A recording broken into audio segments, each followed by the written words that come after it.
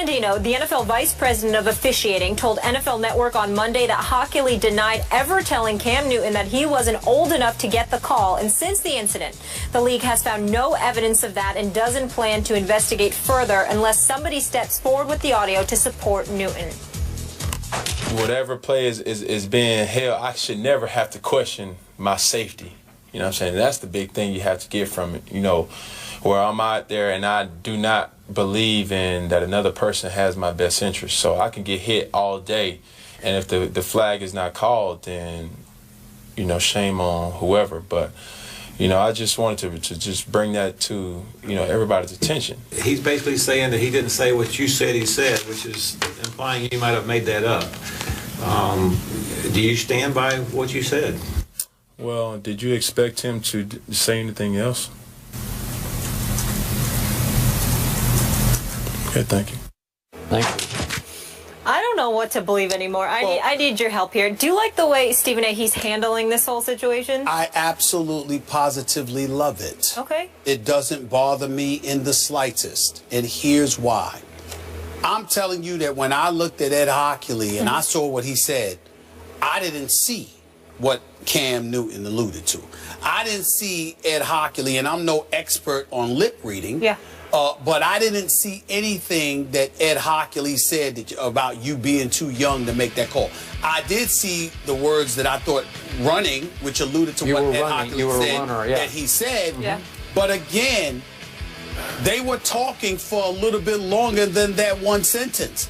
And the entire time, Ed Hockley wasn't facing into the camera, so that very well could have been something that was said. I don't know.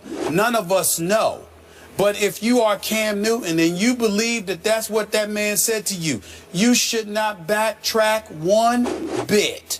And what I love about Cam Chancellor is not Cam Newton is not just, you know, how he's handled it in terms of what he's saying. I love his demeanor.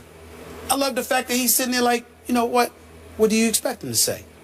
Thank you. In other words, I'm not going to Stephen A. I'm not going to. Here you go. I mean, don't give me. No, actually, it's not, because I'll be the first to admit I might cuss somebody out. I mean, you know, let me tell you something right now. If I'm standing at a podium and I'm getting interviewed, the reporters better come correct, because if they came at me wrong, I'm gonna come back at them.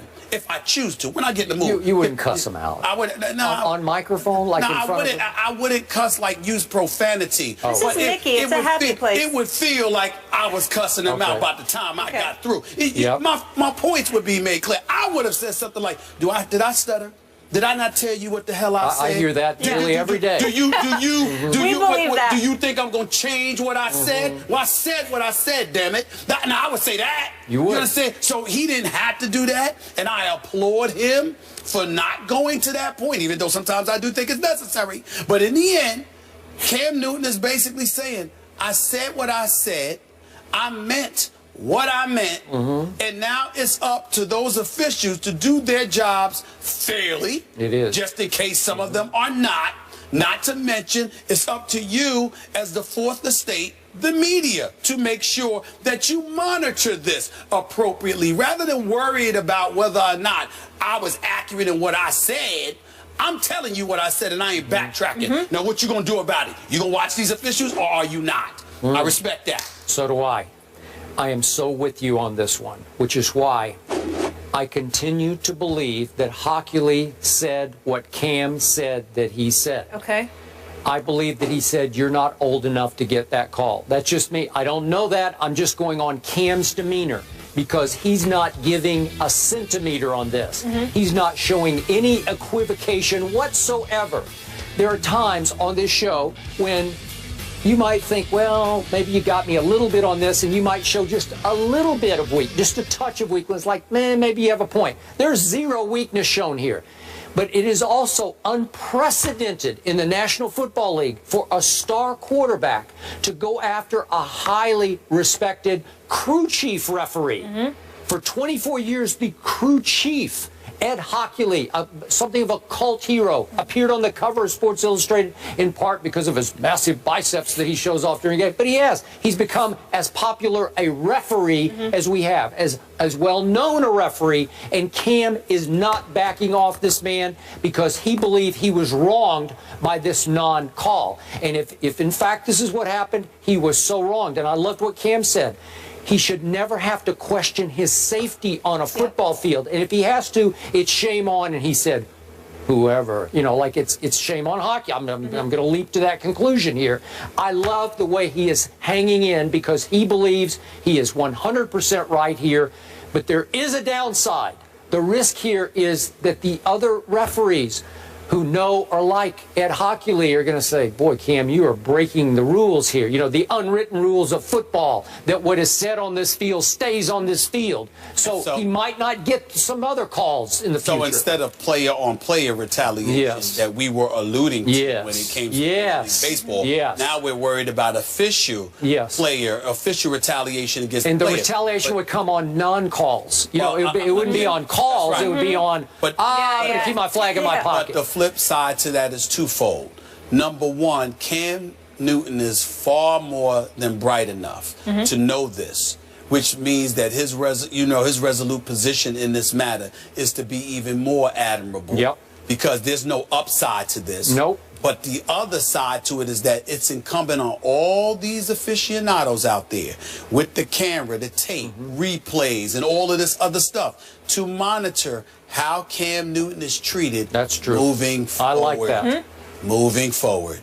All right. With you. We asked everybody earlier, is Cam MVP worthy? And 58.1% of you said yes. Wow. High. Yep. Coming up, JB Smoove has spoken and has some interesting comments about our program, First Take. Oh, can't wait for this. Oh, this is good. JB Smoove, in a conversation with For the Win, was asked if he was to join a pregame show with Kevin Hart, which would it be and what roles would they play? This was his answer. First Take is amazing. I think I would let Kevin be Stephen A. Smith, but I think I'm more. I believe I can pull off the Skip Bayless role. I think me and Skip, we hold on to our ideas, hold on to our pride a little longer. I think we stick to our guns a little bit more, and I think I would play a great Skip. Skip. No, let's. I want to hear what Stephen. He knows these guys really well. They both my boys. I love them both. I'm proud of both of them in all seriousness. But to be real, JB is absolutely right. Because even when he is wrong, he can't admit it. And in the case of Kevin Hart, his inflections, his facial expressions, he does need a high chair to sit here. But outside of that, that's it. I'm going to get them to do it. If they did, you know what? JB would kick Kevin Hart's butt in a sports Kevin debate. Hart Yes, he would would. school JB. JB would just be like, don't talk to me that way. Don't talk to me that way. Orlando Scandrick here tomorrow. I'm just saying. Thanks for watching.